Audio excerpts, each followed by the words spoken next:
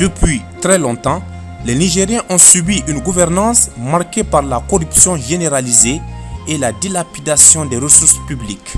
Les réseaux de prédation se sont développés à grande échelle, détournement massif de recettes pétrolières, prêts douteux contractés auprès d'Eximbank de Chine sans autorisation parlementaire et scandales à répétition dans le secteur de l'uranium ont plombé les comptes de l'État.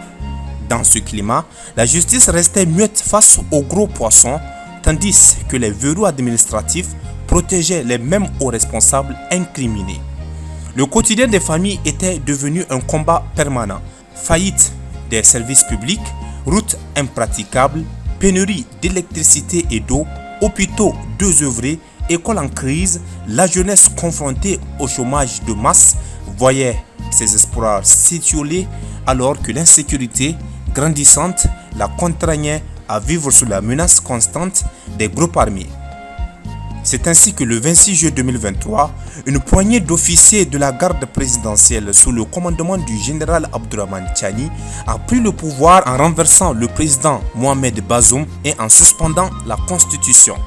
Dès cette première nuit, les places publiques de Niamey et les grandes villes ont vibré au rythme des slogans « Sauver la patrie », marquant un tournant radical dans l'histoire politique du Niger.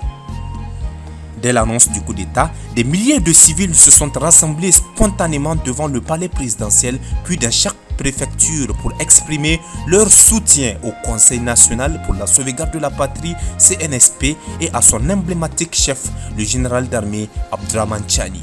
Le mouvement citoyen ne s'est pas démenti. Jour et nuit, les Nigériens ont multiplié les veillées de prière et les appels à la cohésion sociale, témoignant d'une adhésion naïve à l'idée d'un Niger sauvé. Sur le plan économique, le nouveau régime a immédiatement suscité l'espoir d'un allègement du coût de la vie. Le mouvement patriotique pour la sérénité et la souveraineté a ainsi publiquement demandé au CNSP et au gouvernement de transition de baisser les prix du riz, de l'essence et des autres denrées de première nécessité afin de soulager les Nigériens déjà meurtris. Conformément aux engagements pris, le CNSP a lancé les premières mesures de refondation.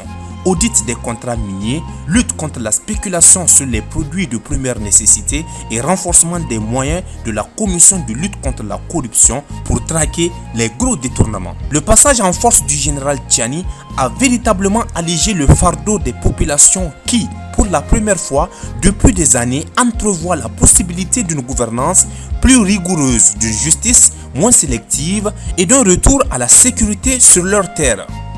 Dès la première semaine d'août 2023, le CNSP a annoncé la dénonciation de 5 accords militaires reliant le Niger à la France, couvrant tant la coopération technique de 1977 que les accords de 2013 et leur protocole d'intervention antiterroriste. Dans le même temps, un ultimatum de 30 à 90 jours a été signifié à l'ensemble des 1500 soldats français stationnés au Niger ainsi qu'à l'ambassadeur de France pour quitter le sol national. Cette décision s'est traduite concrètement par la suspension de tous les survols d'avions militaires et civils français et par le blocage des accès terrestres pour le rapatriement des équipements, marquant une rupture nette avec une présence perçue comme vestige de l'ère post-coloniale. Sur le terrain, des milliers de Nigériens ont de nouveau convergé vers les places publiques et les grands carrefours de Niamey et des chefs-lieux régionaux pour y scander « France dehors » et saluer la libération de la souveraineté nationale.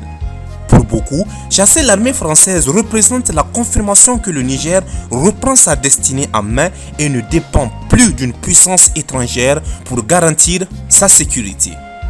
Les autorités de transition ont souligné que cette sortie s'inscrit dans la volonté de bâtir une défense autonome, de rééquiper et de former entièrement à l'échelle nationale les forces armées nigériennes et de diversifier les partenariats stratégiques, notamment avec les pays sahéliens et les organisations sous-régionales.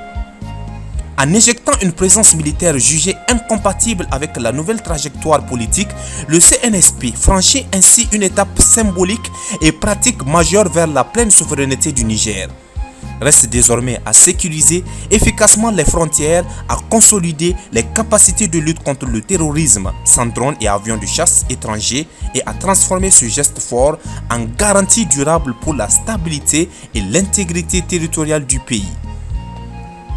L'arrivée du CNSP au pouvoir a constitué un événement sans précédent dans l'histoire du Niger. Jamais auparavant, un dirigeant n'avait osé rompre aussi radicalement avec les pratiques des régimes successifs en s'attaquant simultanément à la corruption endémique, en réaffirmant la souveraineté nationale et en engageant des réformes structurelles.